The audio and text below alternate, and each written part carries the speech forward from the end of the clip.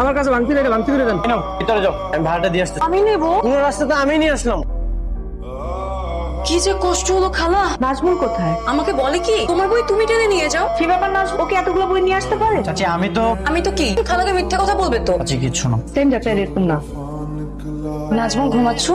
বলো। তুমি তো বলেছিলে তোমাকে এখানে অনেক মশা কামড়ায়, তুমি যদি আমার রুমে ঘুমাও আজকে তাহলে আমার কোনো সমস্যা নেই। একটা শর্ত আছে। কি শর্ত? খালা কারণ ঘুম থেকে ওঠার আগে তোমাকে ওখান থেকে এখানে আবার শুয়ে পড়তে হবে। আমি রাজি। আমার সর্বনাশ হয়ে গেল, খালা তাড়াতাড়ি আসো। মা, তোমাদের কলিজার টুকরা নাজমুল আমাকে একা পেয়ে এত রাতে রুমে এসে আমি বলতে পারবো না। এইসব আমি কি শুনছি? আচ্ছা আমি কিছু করিনি। বেয়াদব ছেলে, তোর মতো একটা ছেলেকে বিশ্বাস করে আমি এই বাড়িতে আশ্রয় দিয়েছিলাম। বাড়ি থেকে বের করে দাও। এক্ষুনি তুই আমার বাসা ছেড়ে চলে যাবি। বেড়া বলছি। जब वफा निकला